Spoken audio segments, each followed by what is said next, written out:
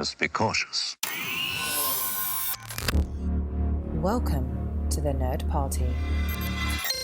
Hi, this is Nick Anastasiou, story editor on Star Wars The Clone Wars and Star Wars Bad Batch. And you are listening to Aggressive Negotiations. Well, hello and welcome to Aggressive Negotiations, that little slice of Star Wars heaven that comes at you every week. And I am just one of the hosts here, Jedi Master Matthew Rushing, and I'm so excited to have with me the one and only, is that a cat ATT on your t-shirt, John Mills? Yes, it's my Cat Walker t-shirt. So it's pretty great. And listen, the only time it's said on screen is in the old Kenner commercial, AT-AT Walker. It's going to be an AT-AT Walker. I don't care how many of you nerds try to tell me that it's AT-AT. It's AT-AT. It's always going to be AT-AT, and that's why Cat is the best version. Well, we don't have time to argue the merits of whether or not that's actually the case, but we would love to argue with you all over social media. We're under at the Jedi Masters on Twitter or X or whatever that is. You can find the entire network at Join Nerd Party. We're on Facebook at facebook.com/The Nerd Party. Instagram at The Nerd Party. You also find us online at thenerdparty.com. So please check us out on all of those places. Interact with us. We'd love it. And, if you like the show, help us out. Give us some reviews or ratings over on Apple Podcasts so more people find us in that general malaise of Star Wars podcasts that is very hard to see through. But John, talking about being hard to see through is the place emotionally, spiritually, mentally, physically that we find our character of Crosshair as a solitary clone in, I think, a true standout episode for the season already. And it's only 3 episodes in.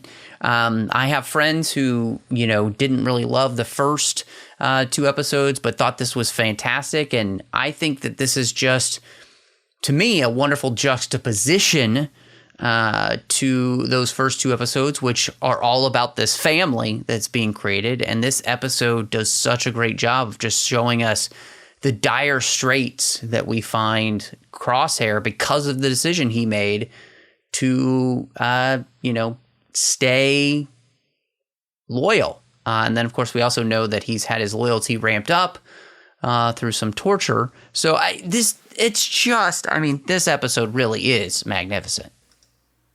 This is a tremendous short film, is what this is. And it's very rare for a short film to feel so complete inside of half an hour.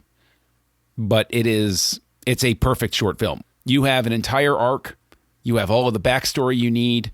You have all the character development you could possibly want. You have a question that's put out there. You have a character going through. I'm going to be boring talking about this episode because revisiting it is as every bit as wonderful as the first time I watched it. Where, while I may have shown some praise to Ruins of War and Spoils of War, if you want to come at me to your point and be like, oh, Bad Batch Season 2, this is the first episode I will generally talk about because there are so many things about it that just I cannot walk away from. Specifically because Crosshair's the traitor to us, to the audience, to the main characters, to everybody that matters to us. And you feel such a deep, abiding sympathy for him. Yeah. And conversely, a deep sorrow for Commander Cody, the guy that tried to kill Obi-Wan Kenobi in episode 3. Yeah. And you actually wind up feeling bad for Cody because he's the one that says that they have to live with the decisions they make. Yeah. But we know Order 66 wasn't really a decision, but Cody has to feel like it was. And there you go. Sorry, I know. Spoilers for how I feel about the episode right there. No, I like the way in which you bring that up, especially, because I think one of the beauties here of this is bringing in Cody.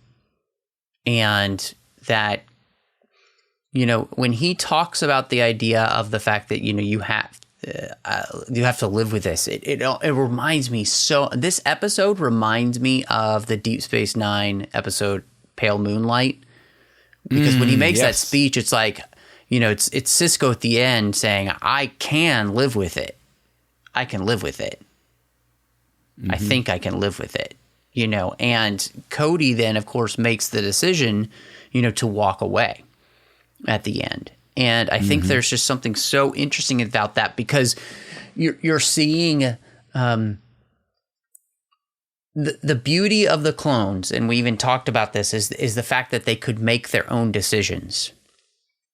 And that individuality that they have had cultivated because of the Jedi has allowed so many of them to do exactly what we see Cody do in this episode, which is to realize that he's been played, to realize that he was wrong, to realize that he's made the wrong choice, and then to rectify that and go and make the right choice, which is by abandoning his post, by abandoning, who he's, called to be, and or was called to be, because of his creation.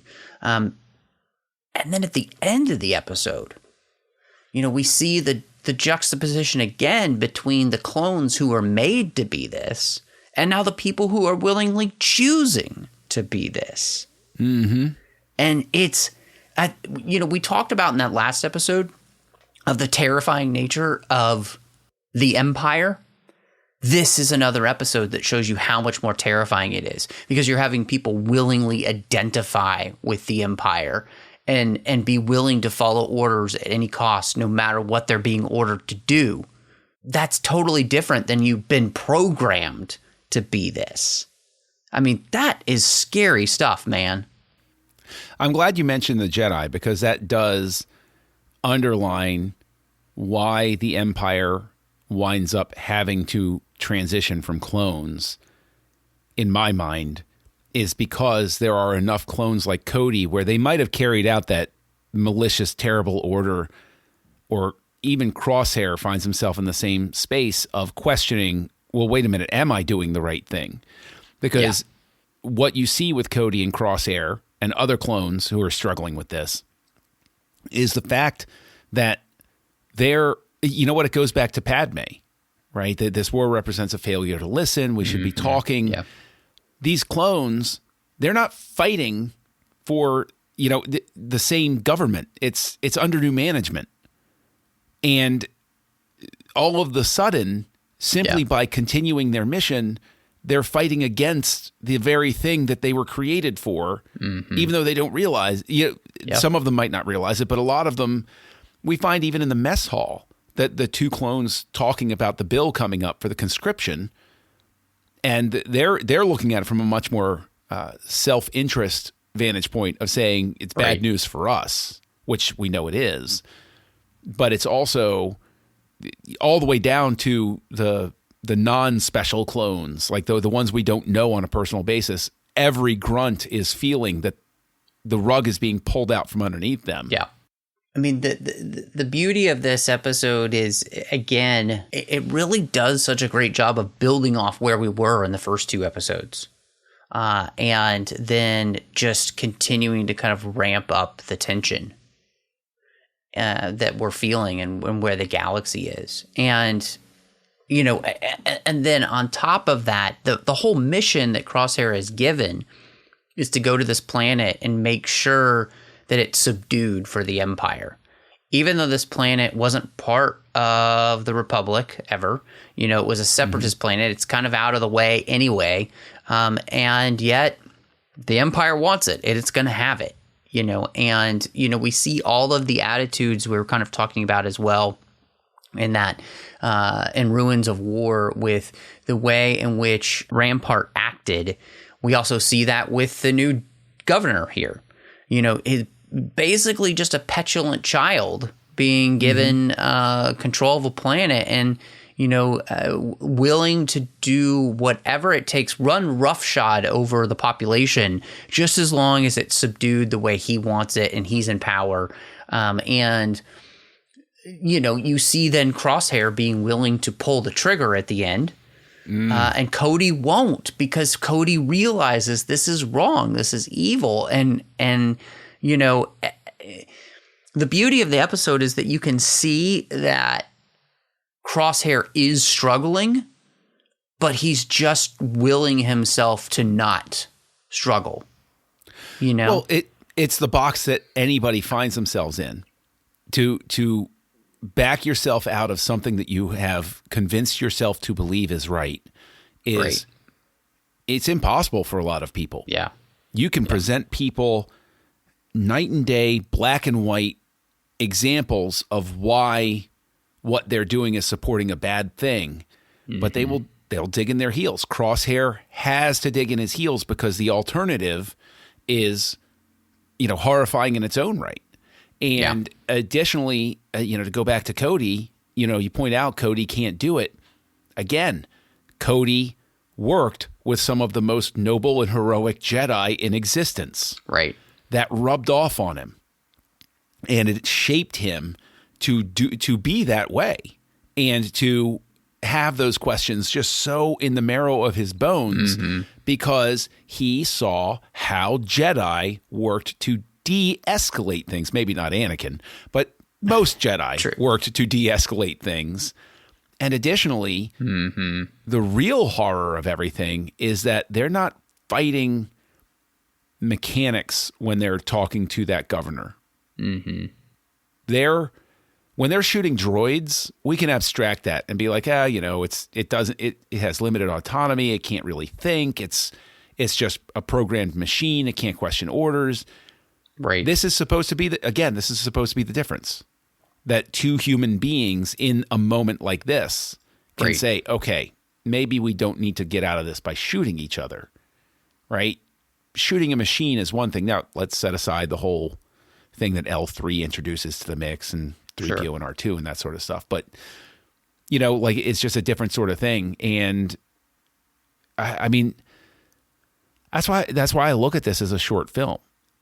I don't even need the rest of the Bad Batch series for this to be an incredible episode. Yeah.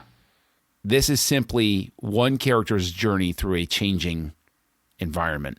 And that's what I think really elevates this one so darn much. And it's so many moments handled so incredibly well. It holds for the right amount of time. Crosshair holds for the right amount of time before he takes the shot. Yeah. And I wanted to ask you this, I think one of the interesting things is that, I mean, I guess it's not really a question. I'll just put it out there and just sort of get your thoughts on it too. But so many times in a situation like this, we expect the bad governor, the Imperial guy, to get shot instead, to have the trooper turn on or shoot both of them or something like that. And instead, it's not that clean solution where at least we know the terrible bureaucrat got shot. It's no. Everybody lost on this one.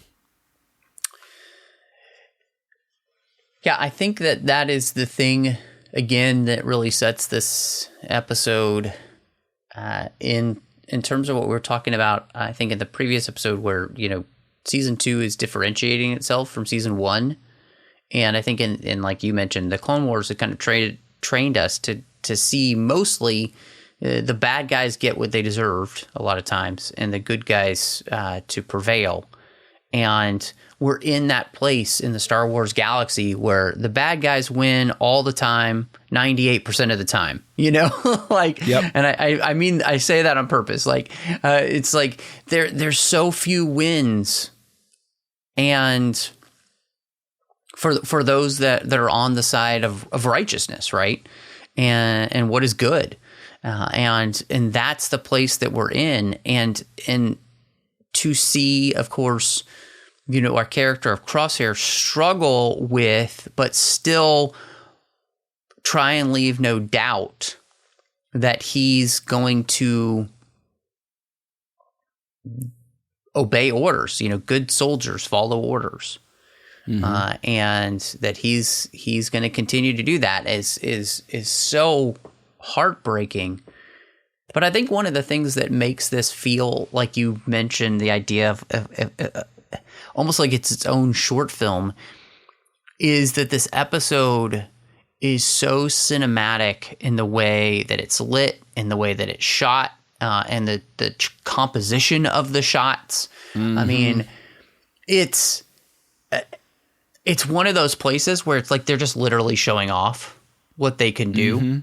But they're showing off in a way that brings to light everything they're trying to do for the characters by having a lot of shots where there's not a lot of light.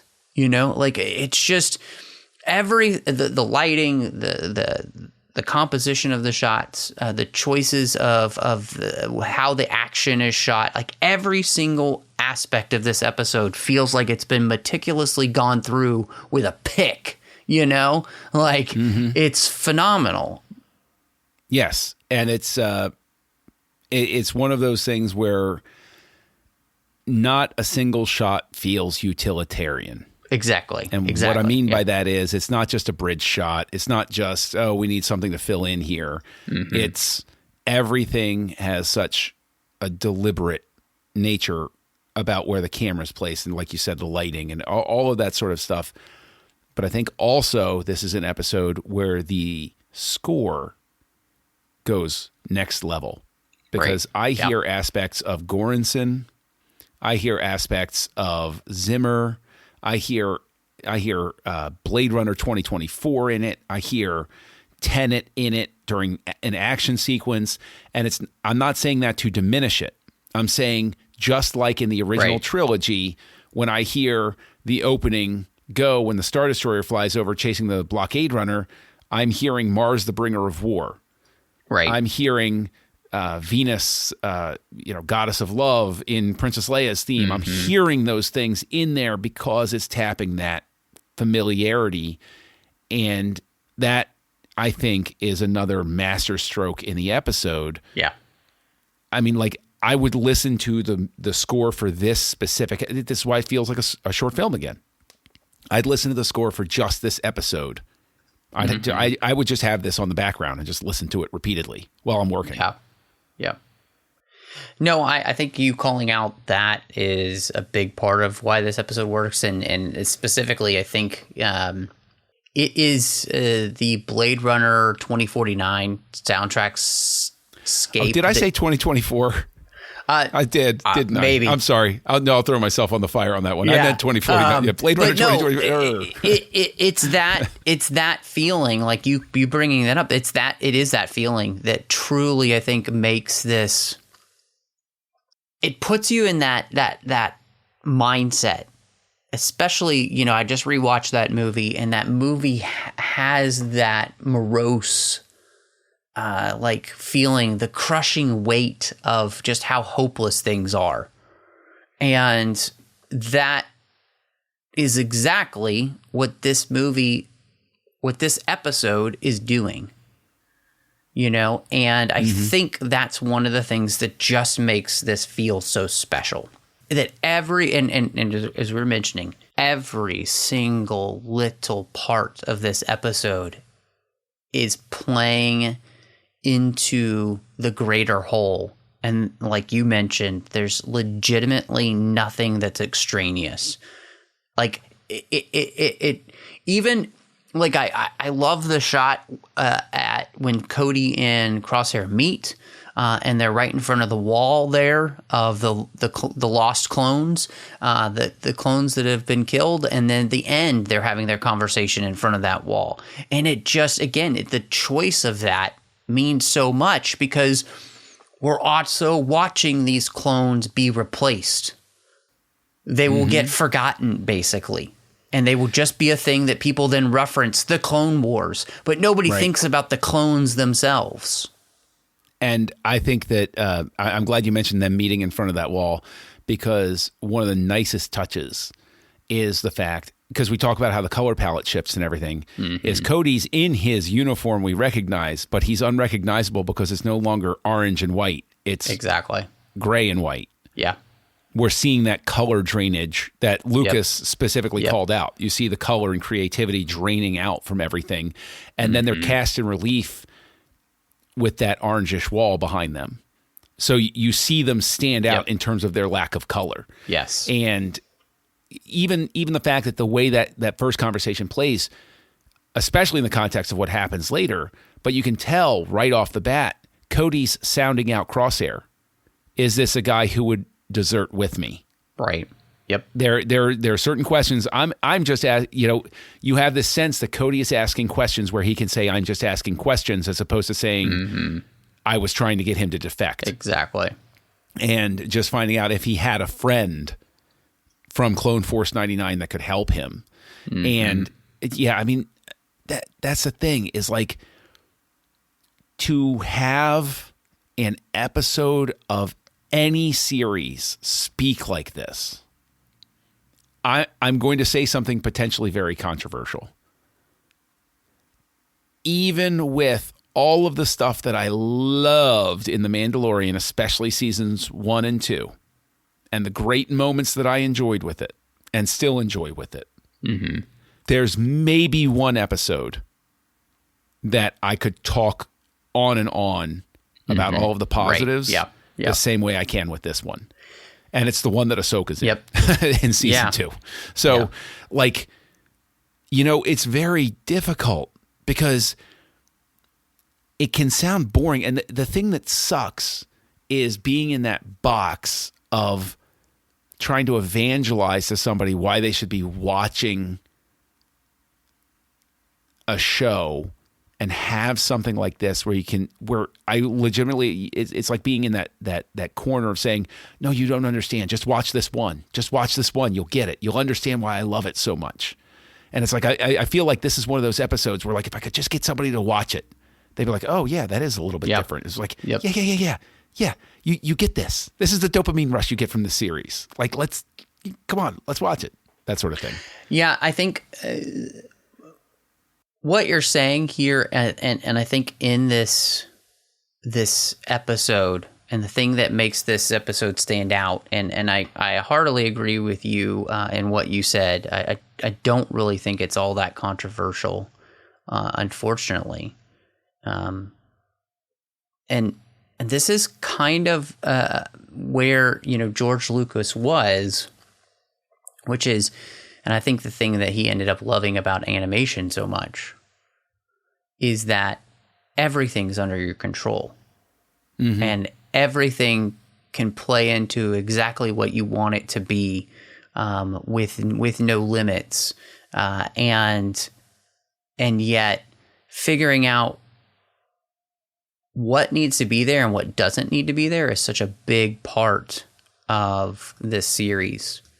And in animation, right? And I think that's the thing, is that the animated team truly had found exactly, like, they've been doing this for so long, they know exactly what they're doing and why they're doing it. And this is an episode, I think, that just really shows off that ability for them. I think that's the thing that we're seeing, and it's kind of phenomenal.